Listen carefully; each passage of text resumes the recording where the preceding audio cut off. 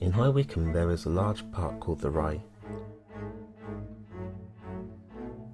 It has a lake full of fish, a waterfall, it's famous for its swans, but if you look carefully, almost hidden away is a garden, and in that garden is Pann Mill.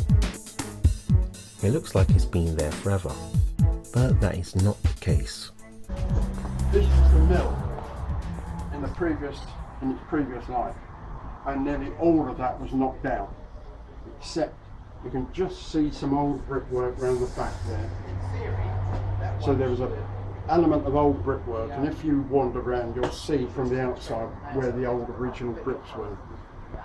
But this structure was added on in, when was this put on? Oh, 1984. This wooden structure was added on very cleverly. And that was another key point, that not only had they found a bit more machinery, but there were people around who designed this building and had it put up. One of the other things to remember is that there's a plaque up there. Marks and Spencer's were the predominant backer for the finance of all this, and that happened in 1984, which was their Marks and Spencer's centenary, believe it or not. And each shop had to find a local project to support, and they chose, fortunately, Pann Mill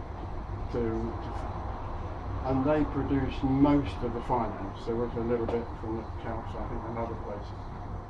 So the old mill was knocked down, and fortunately the members of the society, as it was then, protected it, and over the years got it to this point.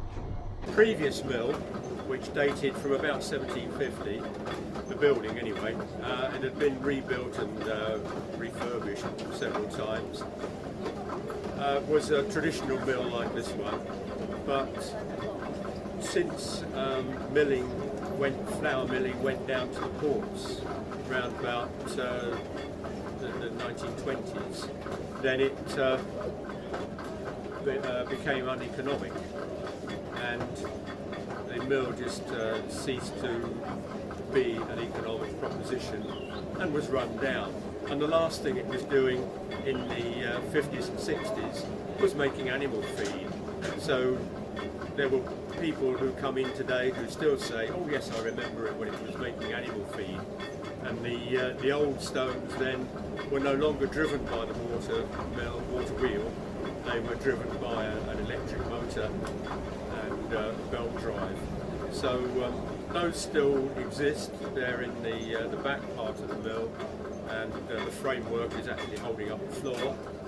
But it was just uneconomic to run the mill in its traditional way. So what we're doing now is keeping the heritage of the site alive and demonstrating milling, which was very common in this area.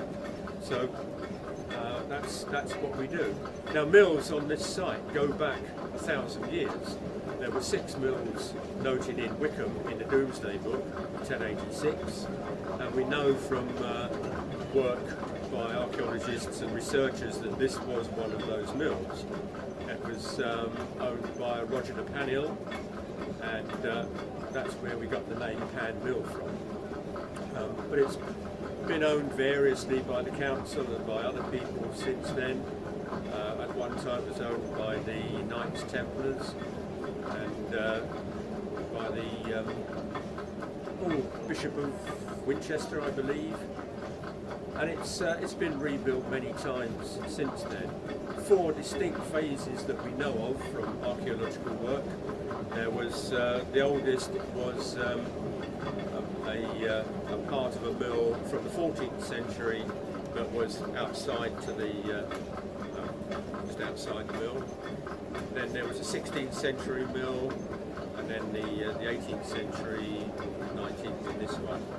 So it's got a lot of history to it, and that's what we're trying to do, is preserve the history.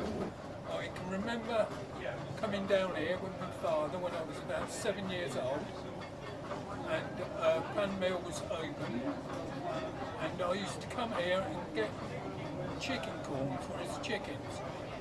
And as it is now, it was a lot different. It was a lot bigger, and it had more rooms, and it used to shake when the wheel was going round, and it used to frighten me. You can just see through there, this shaft, the pit wheel, the big wheel here, and this shaft, which we sometimes call the wallower shaft, is the original one, and it was saved and not dismantled when the old mill was knocked down. What actually happened was that originally they thought they could get the wheel to turn, and that would be quite interesting. But there were a lot of clever people around even before my time, and this assembly here, literally the wooden framework and all the mechanics you can see inside and the stuff that appears upstairs, all that was found in a farm in North Buckinghamshire. And the chap who found it realised that you could join all of that and this together with a belt and produce a working mill. This originally was on the farm. It was driven by a steam engine on a belt, and it had 2 pairs of stones, so that was good for production. And just as important was that if one pair needed maintenance, they could still run the other. But we only run 1 pair because we haven't got space upstairs to do any other one. So it was very significant, the finding of this assembly and the realisation that it could be put in here and joined to that and make a working mill. That was a very important, critical point in the whole history of the redevelopment. So the reed goes in there, and then goes slides down that wall and drops into the stone. That's what they look like inside. Yeah, there you go. You want that one to go actually? Alright, that'll become flour in a little while. You like that? Just like that, that's one of those or 2 of those in there. Make grind it. And you can see the top one going round, and that's being driven by the water wheel out the back. Look at that big wheel with the water outside. See the water wheel out there? Well, that's making that go round. You know, I said it makes something go round. All through the gears downstairs. Wow. And it grinds that wheat down into fine flour, and the flour comes outwards and drops away from between the stones, gets swept up by a little brush, and it goes down through a hole in the floor, and that's what you saw coming out downstairs. Okay? And it's ever so simple, and it's been happening here for a long, long time. The actual stones that we're using are made from what's called French burr, which is a quartzite that was quarried outside Paris. And that would have been about 1920 when a company in London used to import the stone, and then they would carve it into shapes, and they then build a millstone to the specification of the mill that wanted it. And what we've got here is a piece of the stone that was in use in this mill when it was demolished. We dug these out of the garden and have just kept them as they are so that people can see what a piece of the stone looks like. There's no way we could replace it nowadays because the quarry's closed down and the company that made the millstones no longer exists.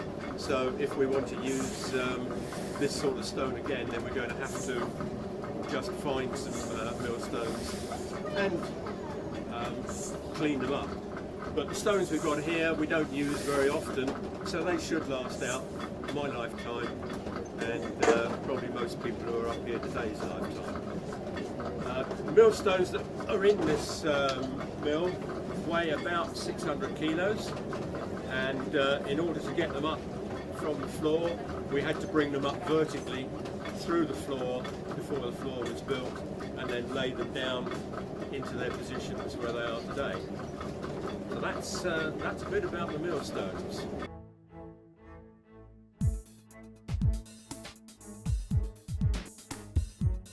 The river alone cannot supply the power needed to run the mill.